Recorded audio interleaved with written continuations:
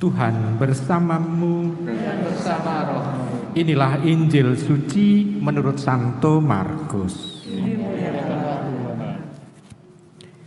Sekali peristiwa datanglah seorang ahli Taurat kepada Yesus dan bertanya kepadanya, "Perintah manakah yang paling utama?" Jawab Yesus, "Perintah yang paling utama ialah, dengarlah hai orang Israel, Tuhan Allah kita itu Tuhan yang esa. Kasihlah Tuhan Allahmu dengan segenap hati, dengan segenap jiwa, dengan segenap akal budi, dan dengan segenap kekuatanmu. Dan perintah yang kedua ialah, kasihlah sesamamu manusia seperti dirimu sendiri." Tidak ada perintah lain yang lebih utama daripada kedua perintah ini. Berkatalah ahli Taurat itu kepada Yesus, "Guru, tepat sekali apa yang kau katakan, bahwa Dia itu esa, dan bahwa tidak ada Allah lain kecuali Dia. Memang mengasihi Dia dengan segenap hati, dengan segenap pengertian, dan dengan segenap kekuatan, serta mengasihi sesama manusia seperti diri sendiri, jauh lebih utama daripada semua kurban bakaran dan persembahan." Yesus melihat betapa bijaksana jawaban orang itu, maka ia berkata kepadanya, "Engkau tidak jauh dari kerajaan Allah." Dan tidak seorang pun berani lagi menanyakan sesuatu kepada Yesus. Demikianlah sabda Tuhan. Ibu, bapak, saudari-saudara yang terkasih dalam Yesus Tuhan, sebetulnya jawaban Tuhan Yesus itu mengambil dari Taurat Musa mengenai hukum yang utama, Shema Yisrael, yaitu Shema Yisrael, Adonai Elohim, Adonai Echad. Maksudnya Adonai itu untuk mengganti kata Yahweh, karena orang Israel tidak akan mengatakan tulisan 4 YHWH dengan sebutan, karena mereka merasakan tidak layak menyebut itu, sehingga menggantikan dengan kata Adonai, Tuanku atau Tuhanku. Baik, ibu, bapak, saudari, saudara terkasih, itu yang menjadi utama. Jadi mengingatkan selalu Shema Yisrael, ingatlah atau dengarkanlah hai umat Israel, dengarkanlah hai Israel. Di situ menjadi tekanan utama bagi orang Yahudi. Nah, Tuhan Yesus mempraktekkan itu semua, dua perintah itu dengan konsekuen, yaitu dengan setia dia menjalani jalan salib.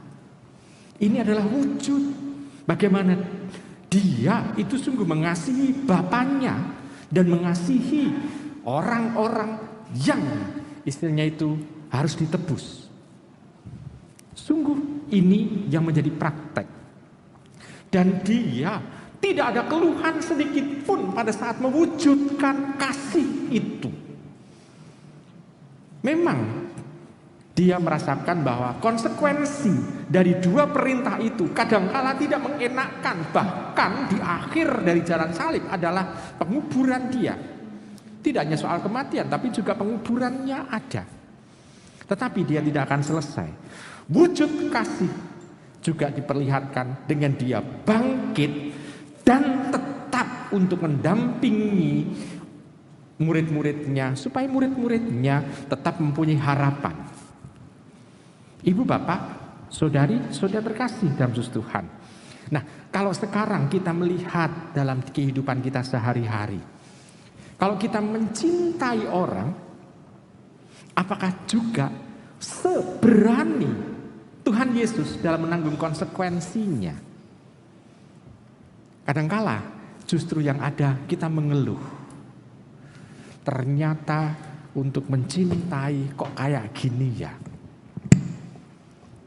Ya, kita ambil contoh. Ibu, bapak yang pernah menikah, dulu waktu menikah itu mencintai pasangan enggak? Atau dijodokke ngono wae? Ketemu terus dadi gitu. Mencintai? Baik. Tetapi dengan satu orang yang Anda cintai itu kadangkala makan hati enggak? Halo? kok ternyata ya kadangkala rumusannya begitu. Kok koyo ngene itu. Ya berbahagialah yang tidak menikah. Tidak ada pengalaman untuk mengalami kecewa seperti itu. Baik, Ibu, Bapak, Saudari, Saudara terkasih dalam Yesus Tuhan. Itu konsekuensi dari satu pilihan.